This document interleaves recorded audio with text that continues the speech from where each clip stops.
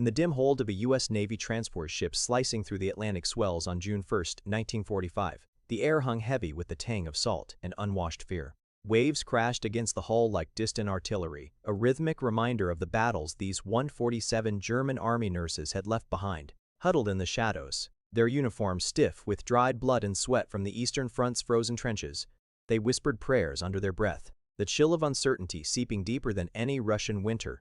Hannah Klanner, a 24-year-old from Berlin who had bandaged over 2,000 soldiers and noted 312 deaths in a small leather-bound book, clutched her knees to her chest, her mind racing with visions of retribution. The war had ended on May 8. But for these women, selected from a Bavarian processing camp and herded aboard like cargo, the true reckoning seemed only beginning. This moment aboard the ship marked a pivotal intersection in the aftermath of Europe's devastation. With Germany's unconditional surrender, the Allies faced not only the ruins of a continent, but also the human remnants of the Third Reich's machinery. Among the 683 German prisoners of war transported to American soil by war's end, these nurses represented a unique cohort medical personnel protected under the 1929 Geneva Convention, yet tainted by association with a regime that had twisted healing into an instrument of ideology. The U.S.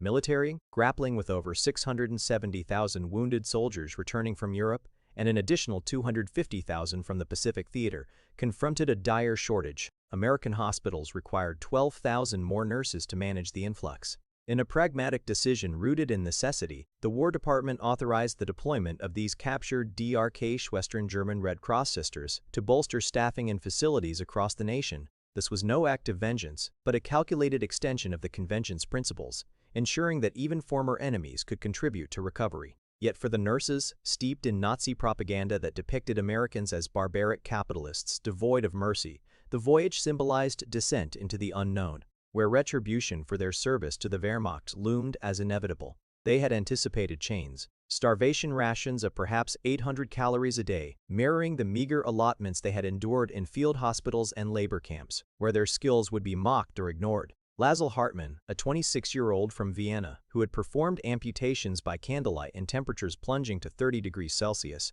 recalled in later reflections the collective dread. We had been told the Americans were monsters, that they would strip us of dignity and force us into servitude. Whispers circulated of torture chambers and endless interrogations, fueled by tales from the front lines where Allied bombings had claimed comrades. Anna Weber, a Dresden native who had treated burn victims amid the firestorm that killed 25,000 in February 1945, gripped her rosary, expecting the worst public humiliation, perhaps even execution for their roles in sustaining Hitler's war machine. The nurses, many in their early 20s, had been indoctrinated to view democracy as weak and decadent, a system that rewarded the undeserving while punishing the disciplined. In their world, shaped by the rigid hierarchies of the Nazi medical corps, errors invited swift reprisal demotions, transfers to harsher fronts, or worse. They braced for an amplification of that cruelty from their captors. But as the ship docked in New York Harbor on June 12, 1945, under a sky streaked with the first hints of summer dawn, reality unfolded in stark opposition. Red Cross ambulances and buses lined the pier, not prison wagons. Colonel Margaret Harper of the U.S. Army Nurse Corps, a stern yet composed figure fluent in German, addressed them from a platform. "You are prisoners of war, but you are also nurses. You will be sent to military hospitals across the United States. You will assist in the care of wounded American soldiers. You will be treated with the respect due to medical personnel under the Geneva Convention." The words hung in the air like an unexpected ceasefire. Processed at a New Jersey center, the nurses underwent thorough medical examinations, temperature checks, blood pressure readings, inspections of eyes, ears, teeth, and skin conducted with clinical efficiency but without malice. Hot showers cascaded over them, soap and towels provided freely, washing away weeks of grime in a ritual that felt almost sacred. Clean American nurse uniforms, crisp white dresses, caps, stockings, and shoes replaced their tattered garb. Meals arrived: roast chicken, mashed potatoes, fresh green vegetables, warm bread rolls, and apple pie, accompanied by steaming cups of coffee laced with real cream and sugar. In Germany, coffee had been rationed to a scant 50 grams per month, a luxury hoarded for the elite. Here, it flowed abundantly, its rich aroma symbolizing an unfathomable plenty that pierced their guarded hearts. The terror set in not from brutality, but from its absence. As they boarded trains on June 15, bound for hospitals in Kansas, California, Illinois, and New York, the nurses realized with a chilling clarity that no punishment was forthcoming, no lash for perceived insolence, no starvation for their past allegiances. This lack of reprisal, so alien to the punitive ethos of the Reich, bred a profound unease. Hannah Clanner confided to her diary, "We came here believing Americans were cruel. I was wrong. I have seen more kindness in this enemy nation than I ever saw in my own."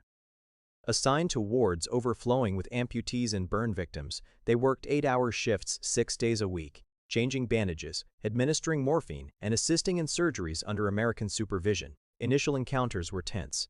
Some patients spat or hurled insults, their eyes burning with the fresh scars of battles like Normandy or the Bulge. Yet no guards intervened with force, no officers demanded blind obedience. When a nurse like Lazel Hartman hesitated during a procedure, fearing rebuke, Major Richard Calloway simply nodded.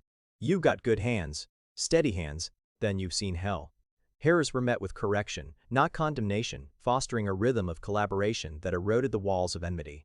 Historical records from the U.S. Army Medical Department archives document this integration. By December 1945, surveys of over 5,000 patients in facilities employing German nurses revealed that 89% reported positive interactions, with morale improvements linked to faster recovery rates. At the Glennon General Hospital in Oklahoma, which housed 1,690 beds and treated POWs alongside allies, German personnel witnessed penicillin's routine application production had scaled to 6.8 trillion units by 1945, clearing infections that would have necessitated amputations in their prior posts. Blood plasma banks, with typed and preserved units, prevented the transfusion disasters they had known. In the 45th Evacuation Hospital's legacy, carried forward to American wards, nurses like Ilse Schultz and Gret Falk, both Iron Cross recipients from the North African campaign, marveled at electric cauterization and adjustable surgical lights, tools that rendered medieval their candlelit operations. "The Americans throw away more medical supplies in a day than we received in a month,"